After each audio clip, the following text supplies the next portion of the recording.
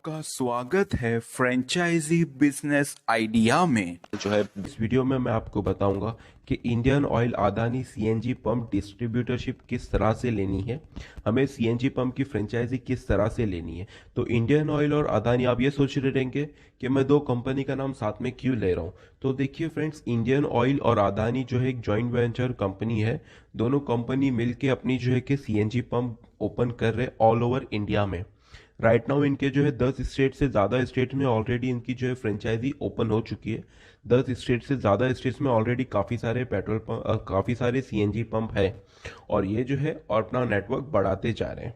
तो इस वीडियो में मैं आपको इसी के बारे में बताऊंगा कि इंडियन ऑयल अदानी की सीएनजी पंप डिस्ट्रीब्यूटरशिप किस तरह से ले सकते हैं, उसके अंदर हमें कितनी ज़मीन की रिक्वायरमेंट होगी, कौन कौन से डॉक्यूमेंट लगेंगे, उसके लिए एलिजिबिलिटी क्राइटेरिया क्या होगी, कितना इन्वेस्टमेंट लगेगा। साथ ही हम ये भी जानेंगे उसके लिए हमें आवेदन किस तरह से करना है और उसके अंदर हमें टोटल प्रॉफिट मार्जिन कितना मिलेगा। ये पूरी बात जानेंगे हम इस वीडियो में। तो इस वीडियो को जो है अंत तक देखें ताकि बात आपको पूरी समझ में आए।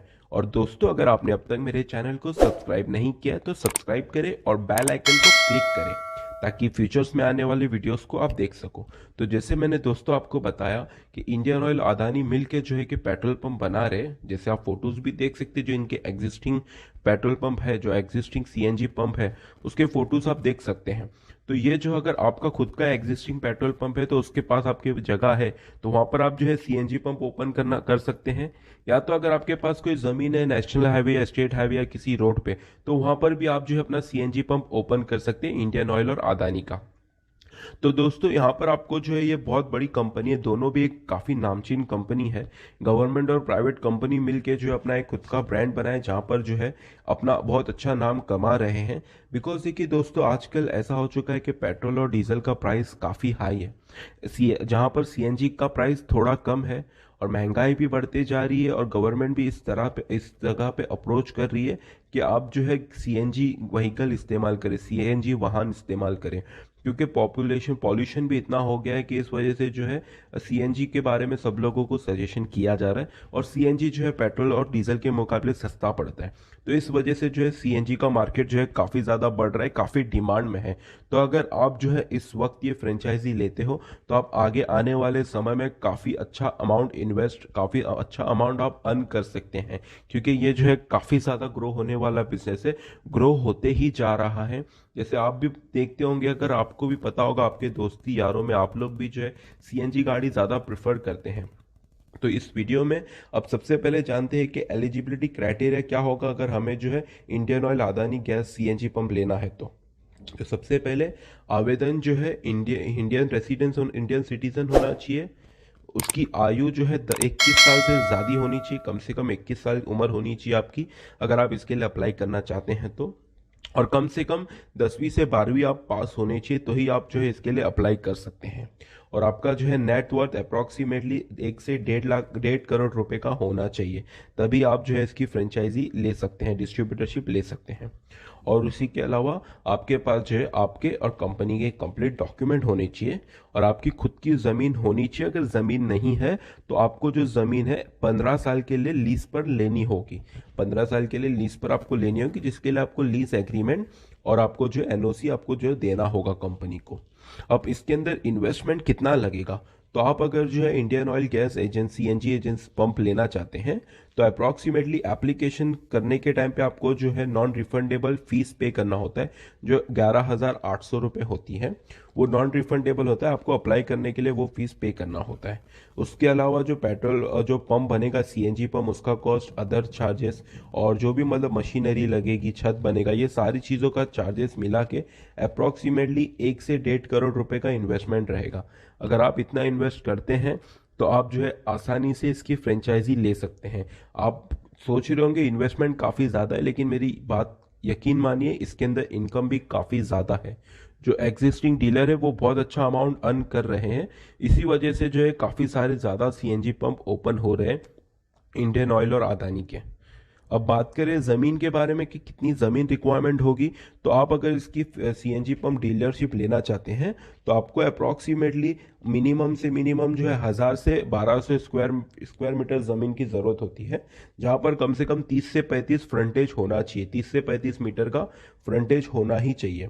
और आपकी जो लोकेशन ये प्रिफर कर रहे हैं नेशनल हाईवे या स्टेट हाईवे पे प्रिफर कर रहे हैं।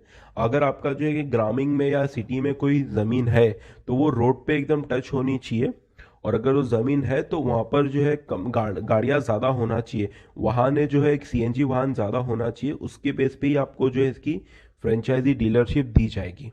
और दोस्तों जो आपकी ज़मीन है वो जो है नॉन एग्रीकल्चर लैंड होनी चाहिए, और ग्रीन बेल्ट में आपकी ज़मीन नहीं आनी चाहिए, और ज़मीन के ऊपर से या नीचे से किसी पानी का पाइप या तार बिजली का नहीं जाना चाहिए, तो ही आप जो है इसके लिए एलिजिबल हो सकते हो। अब डॉक्यूमेंट की बात करें तो आपको जो है कि आपके कंप्लीट डॉक्यूमेंट लगेंगे, जैसे नॉर्मल लगते हैं आधार कार्ड, पैन कार्ड वगैरह, जो आपके सारे डॉक्यूमेंट्स लगेंगे।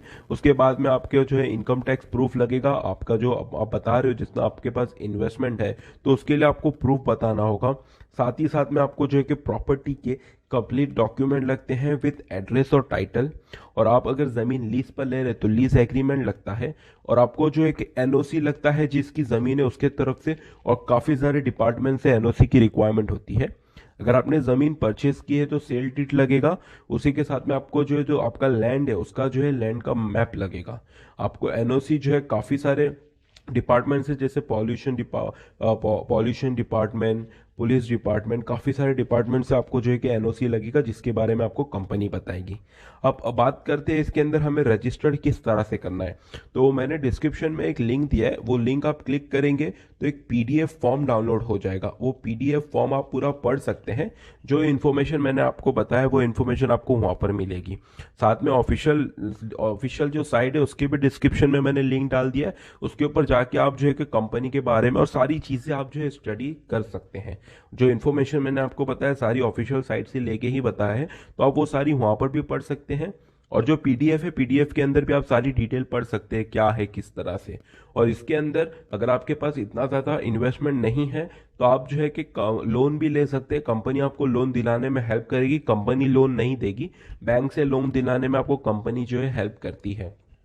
लेकिन एटलीस्ट आपके पास जो है 20 से 30% का अमाउंट आपके पास होना चाहिए। उसके बाद में आपके सिविल स्कोर के ऊपर डिपेंड करता है वेदर आपको लोन मिलता है या नहीं मिलता है, लेकिन कंपनी आपको जो है कि हेल्प करती है, आप लोन ले सकते हैं, इसमें कोई दिक्कत नहीं है।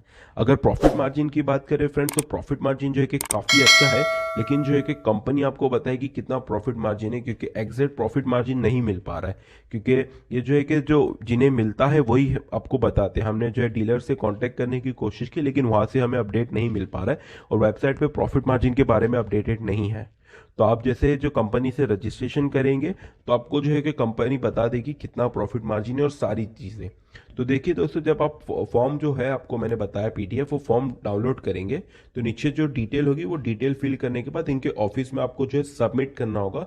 जब इनकी रिक्वायरमेंट आएगी आपके लोकेशन में तभी आपको सबमिट करना होगा। अब जब उसी के अलावा आप इनकी वेबसाइट चेक करते रहिए ताकि आपको पता चलेगा वेदर रिक्वायरमेंट है या नहीं है। और उसके अलावा आपको जैसे कि और कोई दिक्कत आ रही है आपको, फिर आप जो है कि आपने एक बार सबमिट कर दिया तो उसके बाद में क्या होता है, आपने जैसे सबमिट कर दिया सारे डॉक्यूमेंटेशन, तो उसके बाद में ड्रॉ निकाला जाएगा। ड्रॉ में अगर आपका नाम आता है तो आपका इंटरव्यू होगा, आपको लैंड, आपकी जो ज़मीन है वो देखी जाएगी, उसके ऊपर सर्वे होगा, उसके बाद में आगे का प्रोसेस स्टार्ट होगा फ्रेंड्स। तो उम्मीद करता हूँ दोस्तों कि आपको ये वीडियो पसंद आई। अगर पसंद आई तो इसे ज़्यादा से ज़्यादा लाइक करें, अपने फ्रेंड्स के साथ, दोस्तों के साथ।